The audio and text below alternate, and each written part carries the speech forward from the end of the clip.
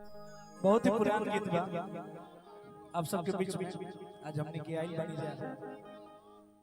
आज गोलू भाई के भतीजा बनी जा। गीत के भाव माइनर में कि अंगना में रेडियो दुआरा पर वीडियो कि अंगना में रेडियो दुआरा पर वीडियो अरे हमारा छाता पर माइक लगावा कि हमारा छाता पर माइक लगावा हमारा बबुआ के कि हमारा बबुआ के सोहर गावा राजा जी हमारा बबुआ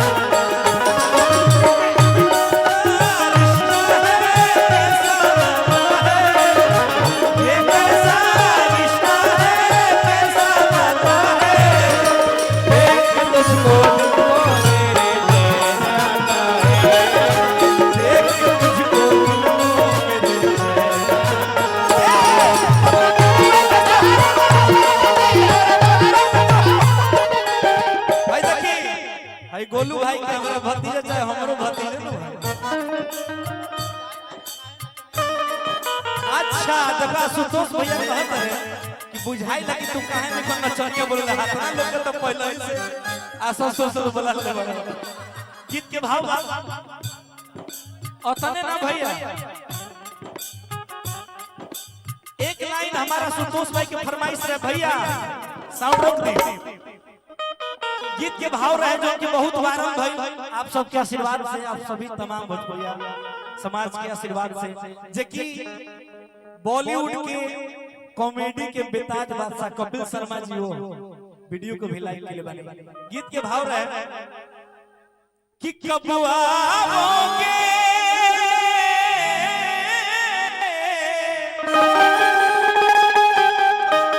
हो कब आओगे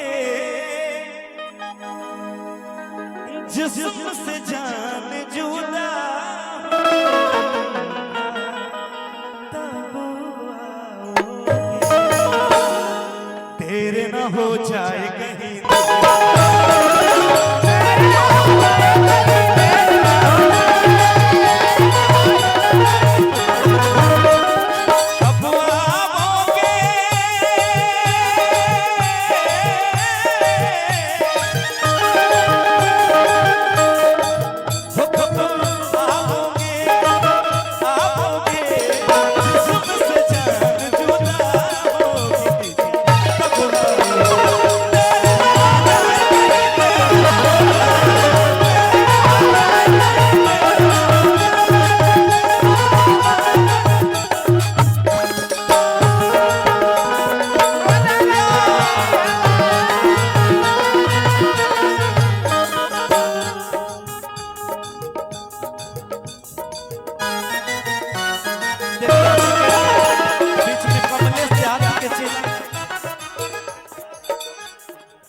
झल्लू राजा जी कमलेश लिहाती भैया के शिष्य बने बार बार पुरस्कार आशुतोष भाई की तरफ से सारा तार टीम की तरफ से इतना सारा आशीर्वाद प्यार मिलल। हां भैया एक कहो ये आशुतोष भाई का ही रहला ई पहले ही कले कब आओगे देखो हमर भाई बड़ भाई सनी भैया चाहे भाई जो भी दोस्त मित्र जो भी हमके बने जाए बलिया जिला के आन बान शान सब जिला पुरस्कार गीत के भाव कि हमरा बबुआ के सोहर गावा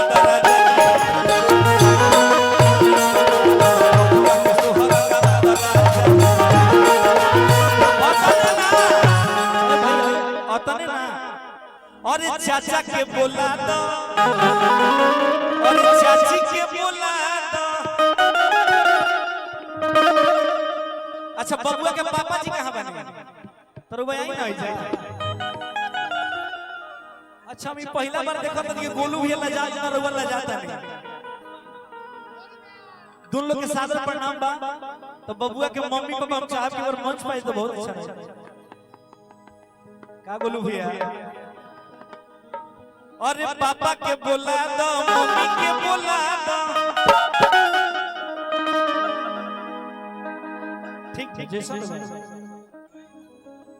अरे हमारा बहिन के आंगन में नचावा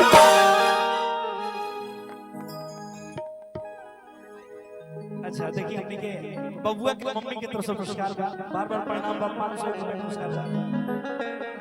हां ई कम बा देखो भाई सपोर्ट करता गीत के भाव कि हमारा बहिन के आंगन में नचावा कि हमारा और बहिन के आंगन में नचावा हमरा बबुआ के सोहर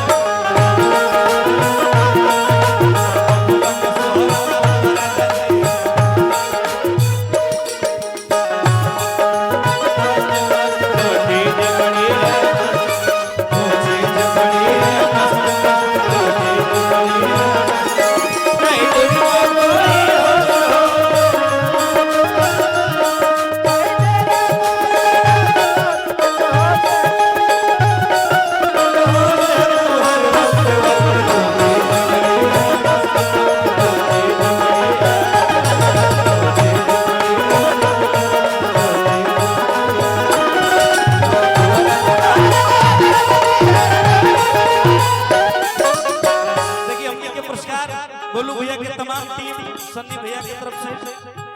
खास कर राहुल भैया की तरफ से फोन पे पाइल है 5000 रुपए इनाम दे देले सहारा लोग के दबा देलो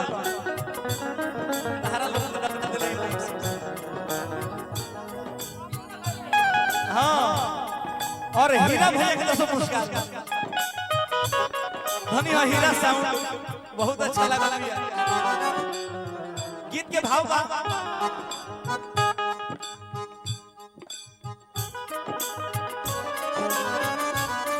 हीरा चक्र से पुरस्कार बार बार प्रणाम हार्दिक वंदन अभिनंदन हमार गलती नहीं है इनका लोग की गलती और ये दादा के बोला दो दादी के बोला और ये दादा के बोला दो दादी के बोला गोलू ये कहां बने और गोटी रुपया लूटा अरे गोटी रुपया लूटा हमरा बबुआ के सोहर